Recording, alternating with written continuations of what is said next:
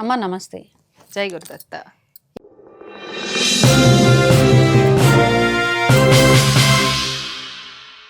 ఇప్పుడు మీరు కంచిలో శ్రీ కోటి శ్రీచక్ర ప్రతిష్టాపన చేయబోతున్నారు. ఎందుకని అక్కడే కంచిలోనే ఎందుకు చేయబోతున్నారు? ఇది స్వామివారి ఆజ్ఞ తల్లి. శ్రీపాద శ్రీవల్లభ స్వామి కంచిలో శ్రీచక్ర దత్తాత్రేయ ఆలయం కదా, ఇక్కడ కోటి శ్రీచక్ర ప్రతిష్టాపన ఇక్కడ జరిగే తీరాలి. ఈ సత్యుగ స్థాపనకి కలియుగం నుంచి జనులు కాపాడబడడం కోసం, సత్యుగ స్థాపన జరగడం కోసం, ఇక్కడ ప్రళయాలు ఆపడం కోసం ఇక్కడ కోటి శ్రీచక్ర ప్రతిష్టాపన కార్యక్రమం చేయమని చెప్పి ఆయన ఆదేశానుసారం ఈ కార్యక్రమం జరుగుతోందమ్మా. కోటి శ్రీచక్రాలని అక్కడ ప్రతిష్ఠిస్తాం. దీనివల్ల మొత్తం ప్రపంచాన్ని కాపాడుతుందా, కేవలం అదే ప్రాంతాన్ని కాపాడు? ప్రపంచం అంతా కాపాడబడుతుంది. ఇప్పుడు ఒక సిమ్ కార్డు ఉంది, అది మొబైల్లో ఎక్కడ పెడితే వర్క్ అవుతుంది, మొత్తం అవుతుంది. అలాగే ఇక్కడ భూమండలానికి నాభిస్థానమైన కంచిలో ప్రతిష్టాపన చేయమని స్వామివారి ఆజ్ఞ. ఆ స్వామివారి ఆజ్ఞ ప్రకారమే ఇక్కడ ప్రతిదీ జరుగుతుంది. దీనికి ఎప్పుడు ముహూర్తం పెట్టారు? జరుగుతూ ఉందమ్మా, 3 సంవత్సరాల నుంచి కూడా జరుగుతూ ఉంది.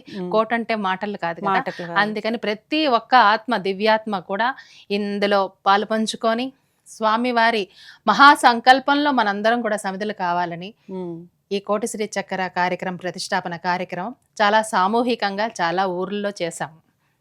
అన్ని ఊర్లో శ్రీచక్ర పూజలు చేసి ఆ శ్రీయంత్రాలన్నీ పట్టుకెళ్ళి అక్కడ కంచిలో ప్రతిష్టాపన చేయడం జరుగుతుంది. పీఠాధిపతులను ఎవరినైనా ఆహ్వానిస్తారా? ఎట్లా జరుగుతుంది? చాలా మంది పీఠాధిపతుల ఆశీర్వాదం దొరికింది తల్లి. అయితే కంచి పీఠాధిపతుల వారు ఆశీర్వదించారు. ఆ స్థలం అక్కడ మేము ఆ లోపల కట్టడానికి, ఆ పొలాల మధ్యలో కట్టడానికి అసలు ఎవరిని కనుక్కోవాలో ఏం కనుక్కోవాలో తెలీదు. అప్పుడు కంచిస్వాముల వారిని మేము కలిసినప్పుడు మాకు అక్కడ కొంతమంది మనుషుల్ని ఇచ్చి వాళ్ళు పంపించారు. అక్కడ వివోని అందరినీ ఆ కరెంట్ వేయడానికి కానీ, ఆ రోడ్డు వేయడానికి కానీ అక్కడ వాళ్ళు సహాయ సహకారాలు అందాయి. దత్తుడు నీతో ఉన్నాడు, చేయిస్తున్నాడు, చెయ్యి అని చెప్పి వాళ్ళ ఆశీర్వాదాలు అందాయి. అలాగే గిరినార్ పీఠాధిపతి, గిరినార్ అనేది దత్తాత్రేయుల వారి మెయిన్ ప్లేస్. అది అక్కడ దత్తాత్రేయుల వారు ఆ శిఖరం మీద 12,000 సంవత్సరాలు తపస్సు చేశారన్నమాట. వారి ఆశీస్సులు మాకు అందాయి.